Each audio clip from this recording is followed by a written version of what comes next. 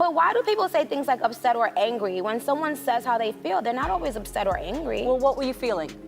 I felt like I wanted to punch him in his face. In hip-hop today, Nicki Minaj is the undisputed queen of controversy and always seems to generate headlines whatever she does from the beefs. Did Nicki Minaj just take a jab at fellow rapper Iggy Azalea? To the altercations. A celebrity brawl during Fashion Week. To the downright outrageous. Nicki Minaj has no time for Miley Cyrus bringing up her new music. Here are Nicki Minaj's wildest moments caught on camera flashing on Megatron's set at the 2014 VMAs. All of the spotlight was on Nicki Minaj, but it wasn't for reasons that she would have wanted. Nicki was performing with other stars such as Ariana Grande and Jessie J, and was set to join them on stage.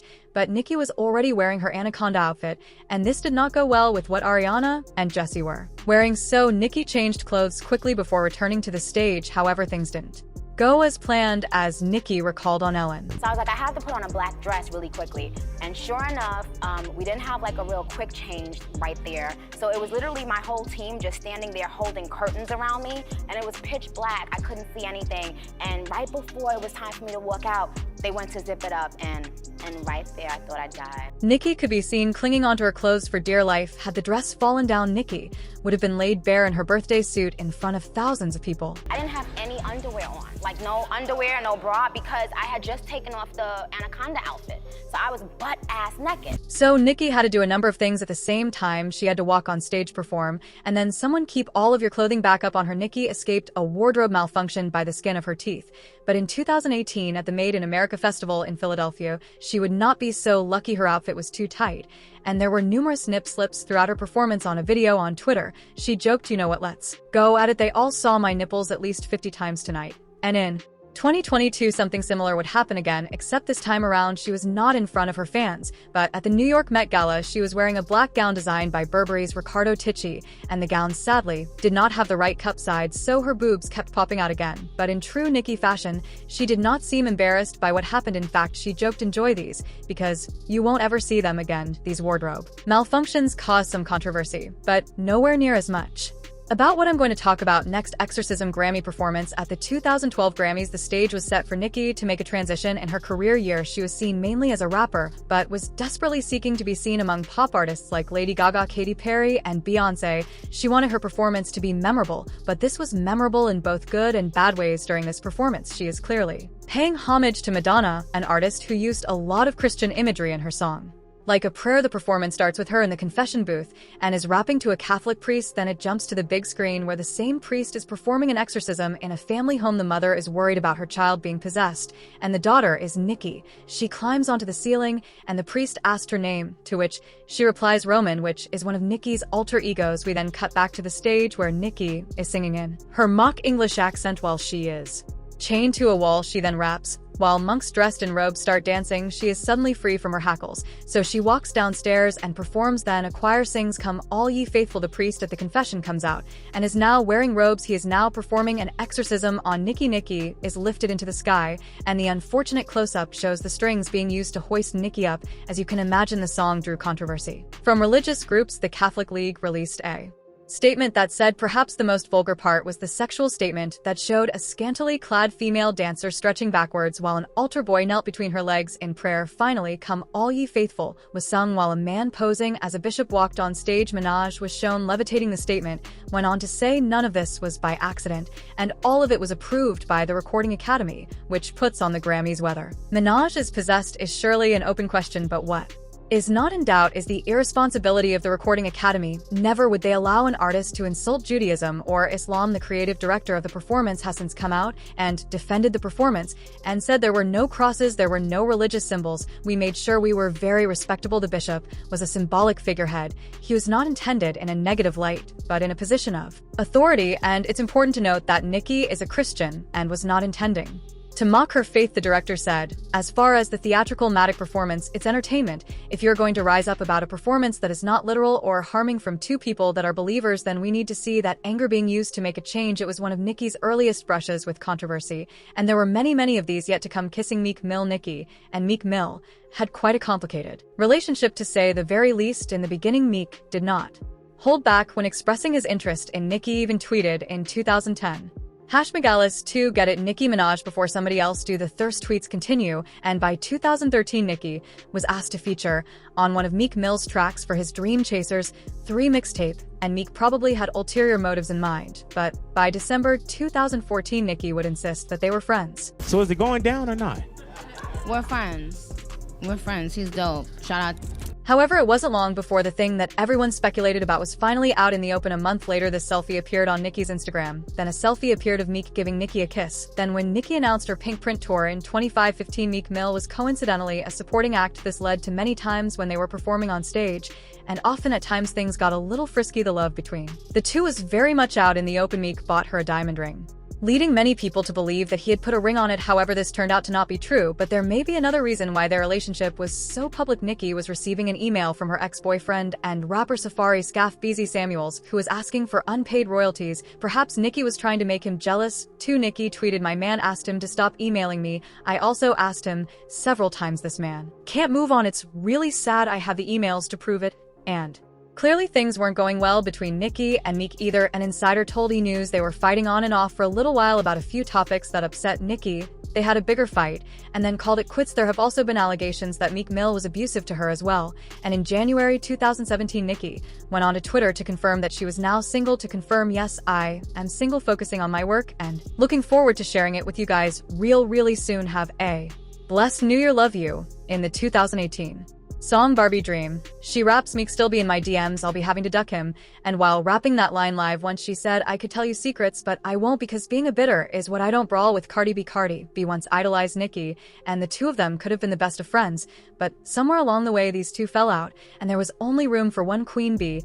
At New York Fashion, both artists were invited, and both of them dressed to impress. There are disputed stories about what happened. Apparently Nicki stepped on Cardi's dress and then said something about Cardi's daughter. We do have footage of Cardi shouting. This was New York Fashion Week, so security were quick to distance the two and prevent this fight from escalating. Security was holding back Nicki, and security was holding back Cardi. Eventually Cardi took out her shoe and threw it in Nicki's direction. Cardi, who is now Cinderella with one shoe, left New York Fashion Week with this nasty scar above her eyes, so things had gotten pretty ugly. The biggest question on everyone's lips afterward was why, without mentioning Nicki, Cardi posted on Instagram, "I've let a lot of slide. I let you sneak diss me. I let you lie on me. I let you attempt to stop my bags. Cup the way I eat you. Threaten other artists in the industry. Told them if they work with me, you'll stop with them. I'll let you talk big about me." Cardi's sister also said she mentions my sister all the time when she gets on radio. She likes shady comments about my sister constantly. Her two bimbo friends go on live and talk about my sister all the time on their fake-ass podcast with 500 viewers,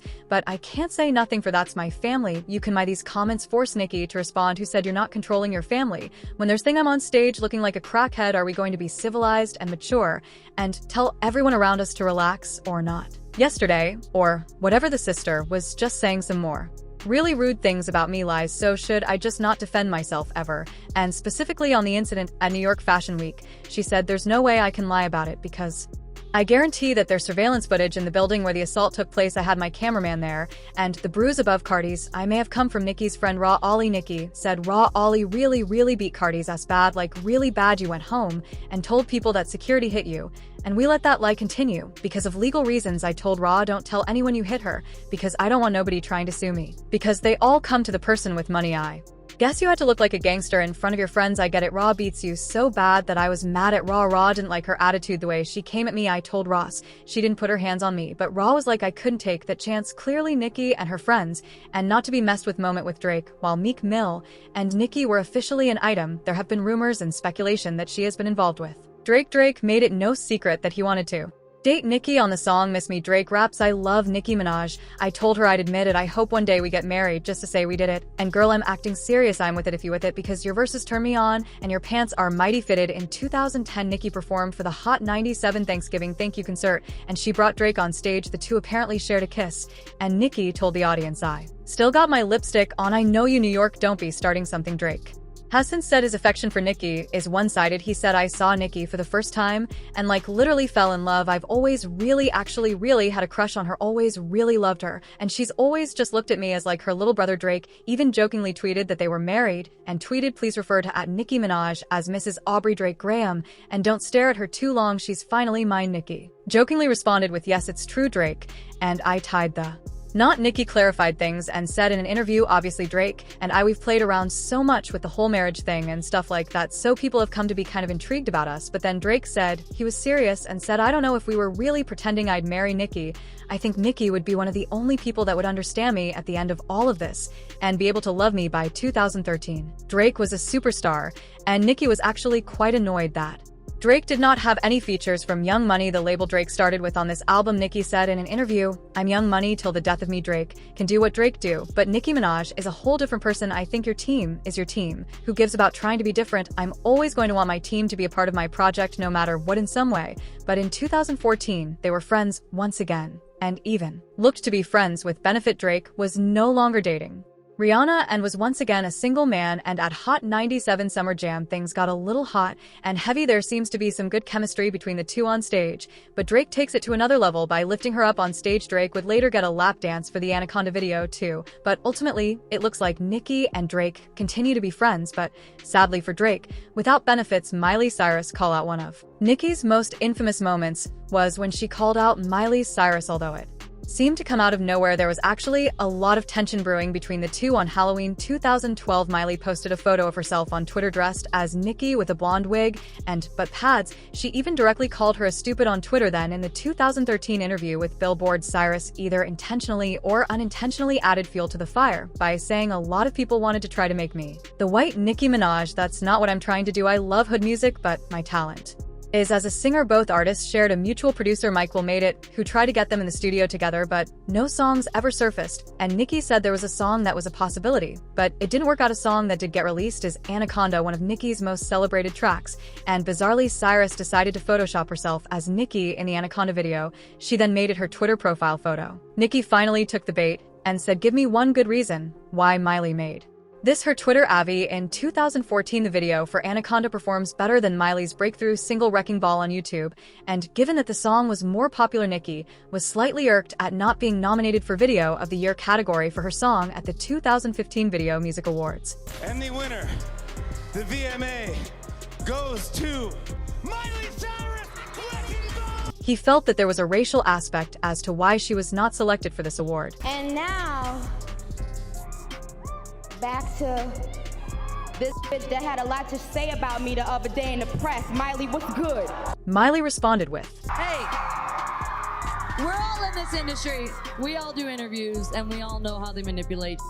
Nicki, congratulations. Nicki did an interview with the New York Times afterward explaining her beef. She said, I saw Cyrus just looking at me with her face screwed up, and I thought with the Nicki, went on to say, the fact that you feel upset about me speaking on something that affects black women makes me feel like you have some big balls. You're in videos with black men, and you're bringing out black women on your stages, but you don't want to know how black women feel about something. That's so important, she continued by saying, come on, you can't want the good without the bad. If you want to enjoy our culture and our lifestyle, bond with us, dance with us, have fun with us, twerk with us, rap with us, then you should also want to know what affects us, what is bothering us, what we feel is unfair to us. You should not want to know that. And Miley is not the only female artist that Nicki was alleged to be beefing with. The No Shade BET Award speech in 2014, Nicki accepted the award for Best Female Hip Hop Artist at the BET Award. The award was presented by Floyd Mayweather, and Lil Wayne jokingly escorted her up onto the podium. Nicki started off her speech quite humble and said, This is always very, very emotional for me because